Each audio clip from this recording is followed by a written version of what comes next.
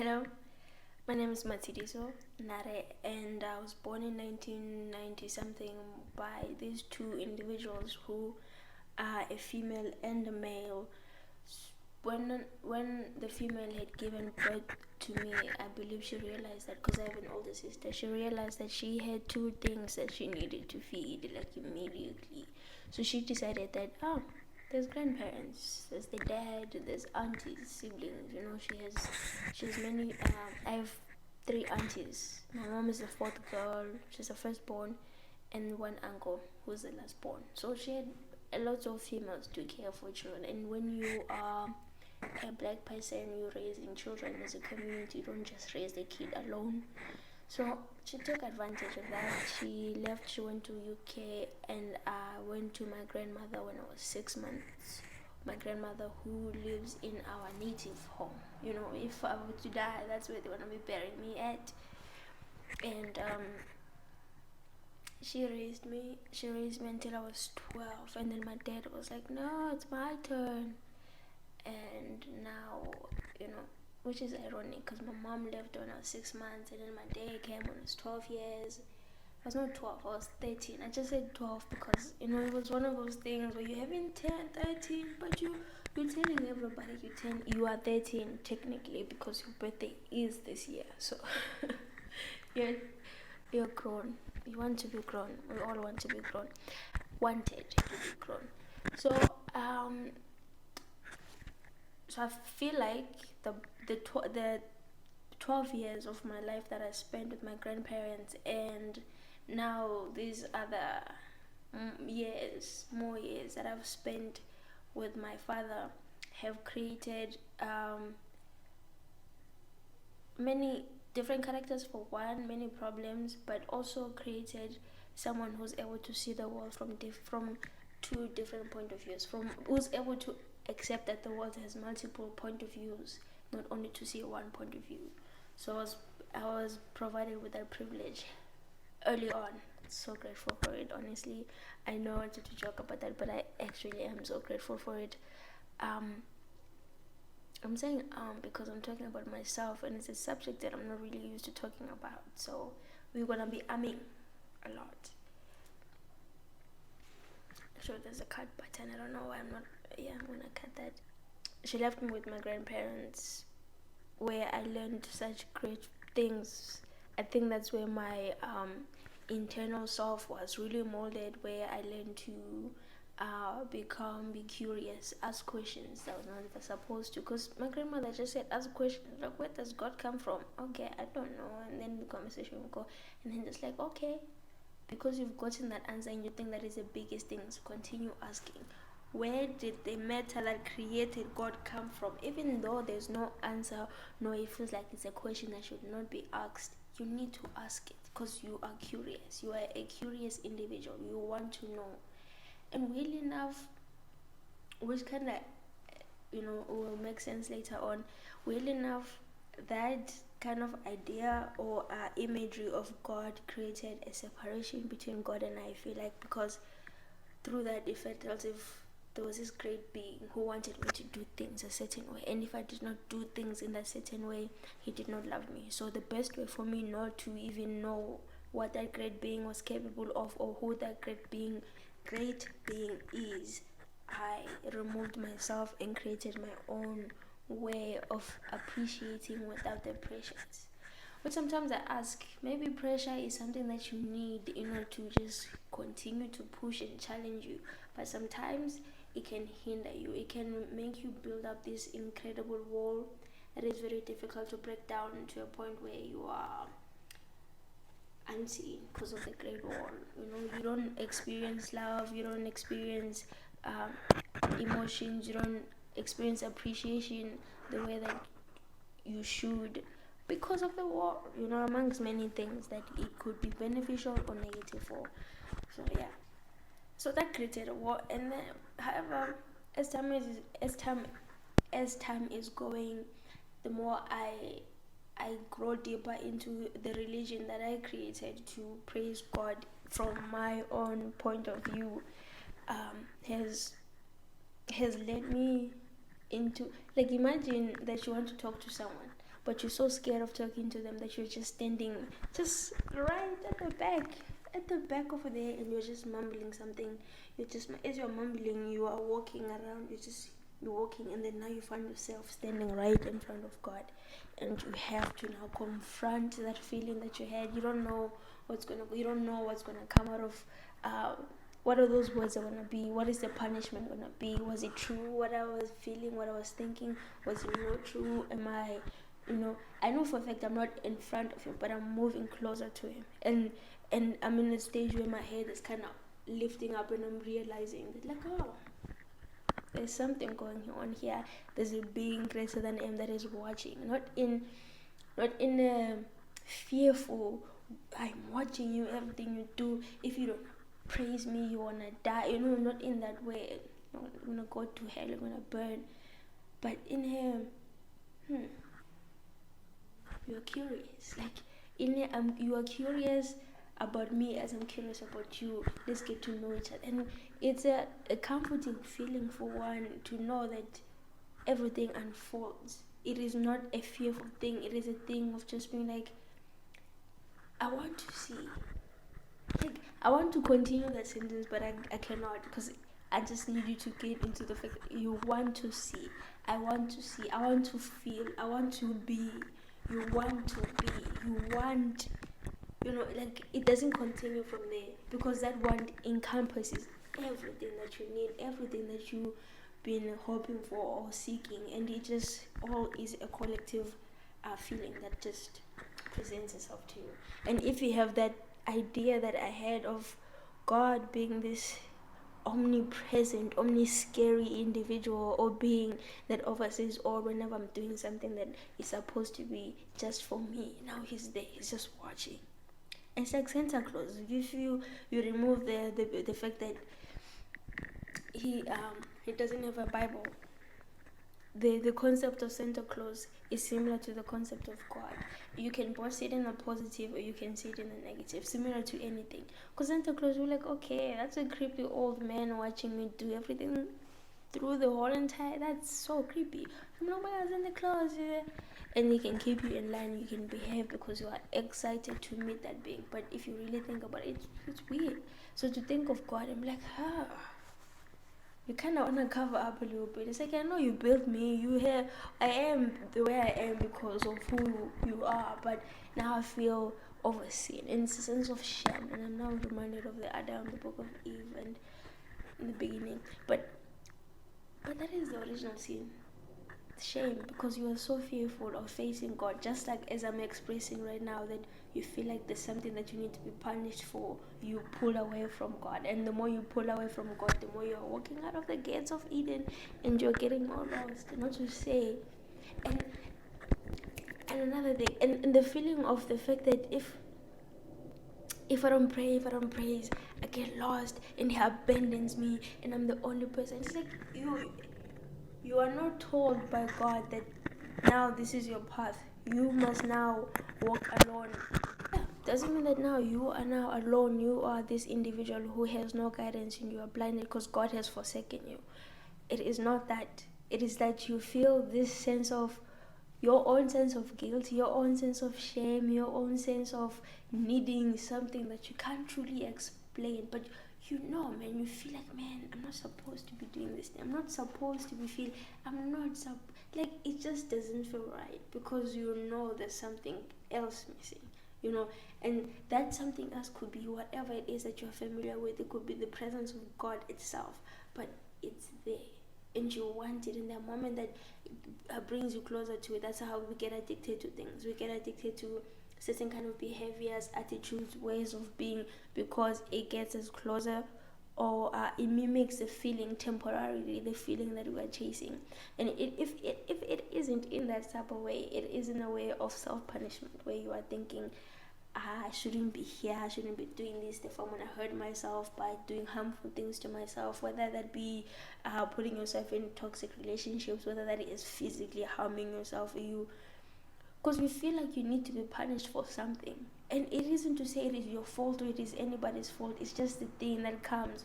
It just comes with you turning away and having that original sin. I can't believe I'm speaking like this. I honestly can't believe I'm speaking like this. But you get that original, you get that feeling like, man, it's a feeling that has followed you. Like, it's created, and it's feelings that are shared by many of us. We all know these feelings. We all understand these feelings. We know them. We can see them when they're in other people. But I think sometimes we're so focused on ourselves and what we do and how we are expressing or hiding or covering up, hiding our sense of sin and our original sin and how it impacts us. We fail to see it in someone else and realize, oh, we're in this together. We are trying to find our ways together. And weirdly enough, oh, this comes back to my mom. Because I was talking to my mom, and my mom and I always have these great arguments that I would say I fail to allow them to just be, like, to stray away from I had failed. But I think now it's shifting into a different space. But when we always speak, it will always come back to the topic of God. And I've always said, but why do you always bring him here? Why are you using him as a way to punish me, as a way to say, oh, remember the Bible? And then I'm reminded by the verses I've read, oh, you must respect your parents. And then that holds me back. I'm like, I don't want the word to, I don't want it to get out there. I don't want the word to get to God and the word be like, oh, Materis was disrespecting her mother. That is so sinful. Remember what you said about those sins? And like, I was so scared for that. As I was saying yet again, that like, why are you using the name of God as a way to get me to do what you need me to do, you know? And she would always come back to the topic of God, and I would always feel that, why using God as a way for you to get me to do what you need me to do? And I never saw it as anything else but that, like, oh, I can see you that you are coming at my religion. To some extent, I feel like we all have our own realizations that we need to do, but during this interaction I realized that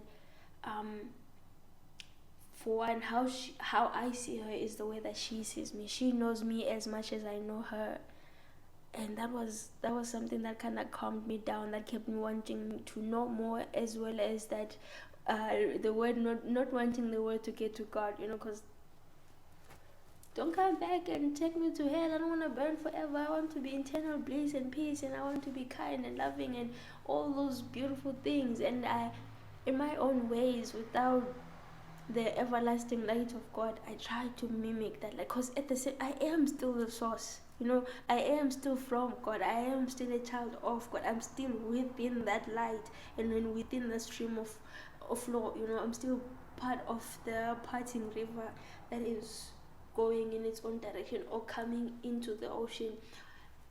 The tree, the roots, I'm part of the roots. I'm still part of the roots. I'm still flowing from the same sun that hits the tree, and it soaks in, and then it comes and feeds me, and then from that I grow and I expand, because in unison, if the top grows, the bottom grows, everything grows, right? So God being the trunk of the tree and me being the roots, so I'm still connected to God. Whatever God feeds onto me is still coming onto my way. However, I'm not seeing it in the way that is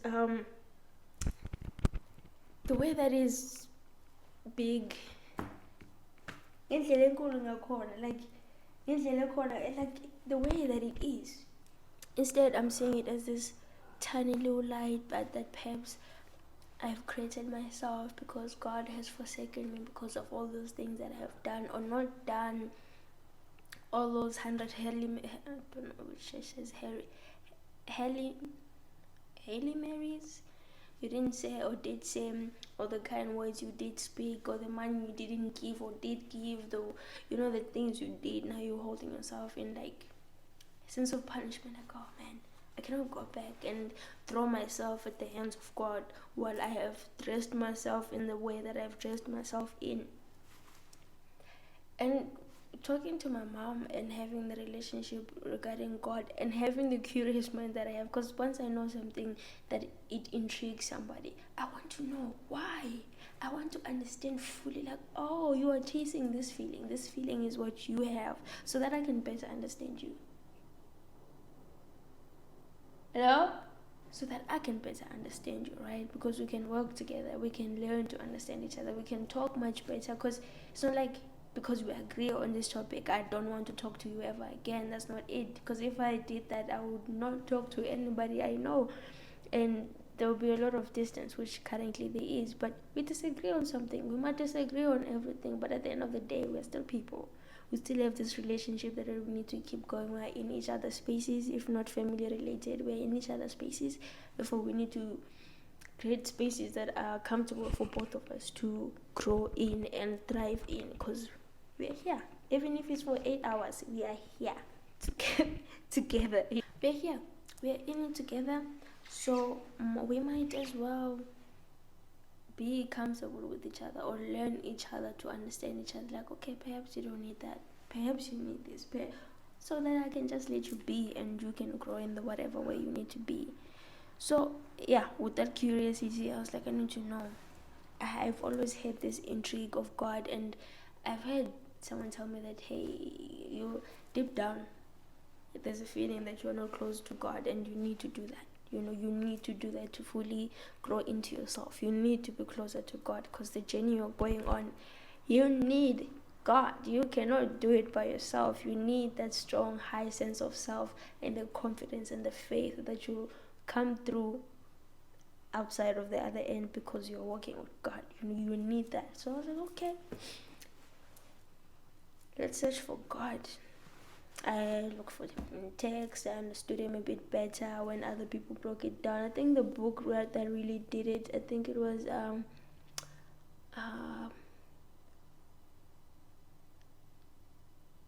something with sex and God. Like, it was really, like, it would catch your attention. Like, you wanna put those words together, and you would pick it up, and then you read it, and you're like, makes sense. Because the word sex suddenly changes meaning, the word God suddenly changes meaning. Everything seems to be a unison, growing, nurturing thing that kind of happens together, hence why it exists. Because we as human beings, we have taken many things that are happening in this world and kind of turned it around to make them suit whatever beliefs that we have. So that book kind of just allowed the words to just be without a fixed definition, and with this calmer understanding of it, instead of this holding you hostage and be like, no, you cannot go. Just like when you like someone and they do something for you, it's very sweet, but if you don't like them, it's weird. In that same way, so getting closer to God,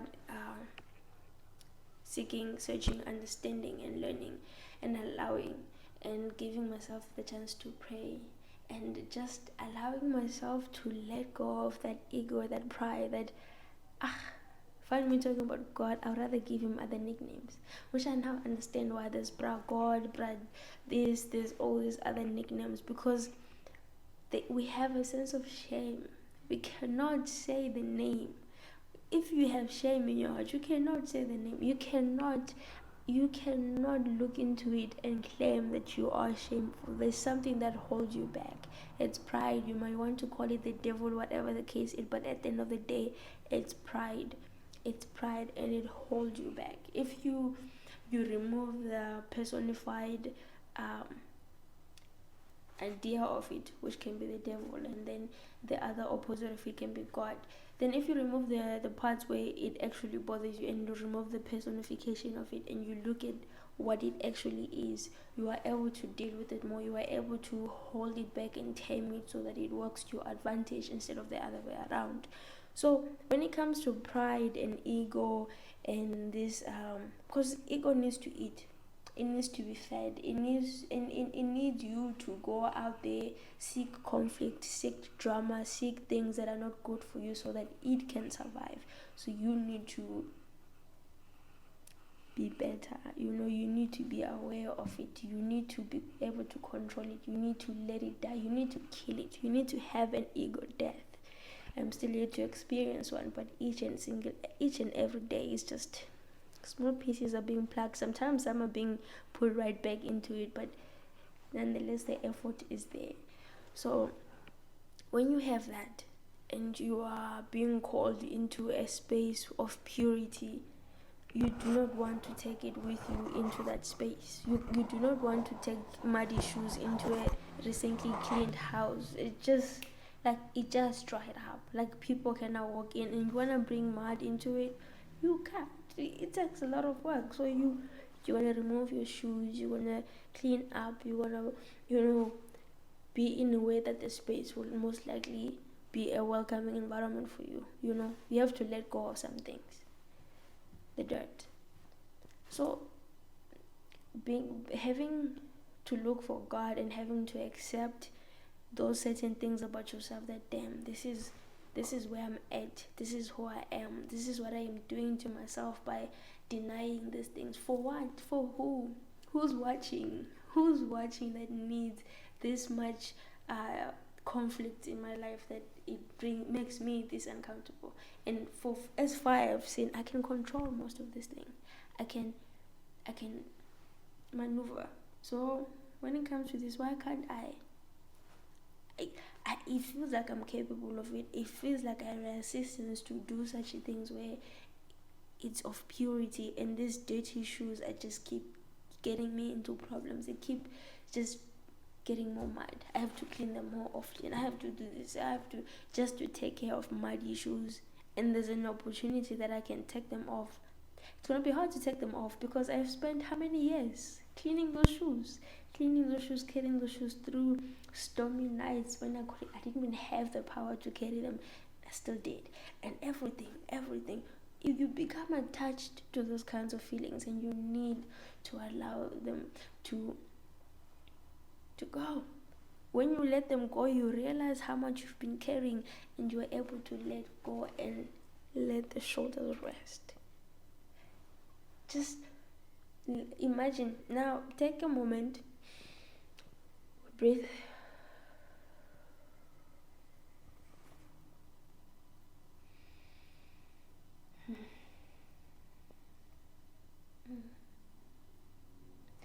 that moment of deep, intense relaxation.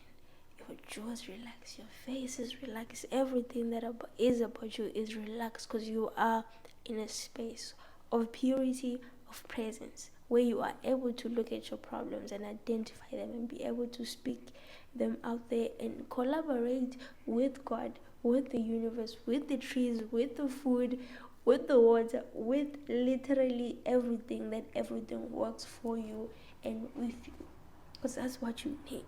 That's what it is. That's what God is. God is, amongst many other things, everything. And I was telling my mom that, and she sent me a long message, and the first line she said, I was like, I think how we both met, even though we are both called into the same place, how we met, how we are meeting God, and how we are experiencing with God is far more different. And if we try to compare which one is better and which one is not, and who should be pulled into what, or who should realize what, or who should grow into whatever, let go of the ego, whatever the case might be, we are just not ever going to see the same thing. We are going to be continuing this this perpetuation of a judgmental God, a God that condemns you if you do something wrong. And that's not okay, because you're pushing people away further and further away, and you are creating the world where people are controlled by these heavy emotions that sit on them, that affect literally every single thing about them. Those people are easy to anger, easy to be enraged, easy to, to just be self-destructive in so many ways that is far from growing. So you need to take yourself, realize that, duplicate the space, multiple the space, radiate, and when you throw some, ripple the space, ripple the feeling, ripple what is needed. And that is something that I'm learning, and I'm realizing, man, I am still so young, I am so youthful, I'm so young, like I am still I'm literally a child. No, I'm a grown-up, but with the lifespan that we currently have, I have a long way. Like, okay, sure, anything can happen at any moment, right? But at this current moment, nothing is. So you take opportunity, you play around with it, you do things that are good for you, you do things that allow you to grow, you do so many things that are beneficial to you. You seek God, you seek that, you become curious, you ask questions, who, what, where. You become explosive because you are alive. You are just not living a one timeline where you have to be this person, you have to hold on to these things, you have to be a certain way, but you are just whatever is needed for you to be, not by others or anything or whatever, but in a collective sense.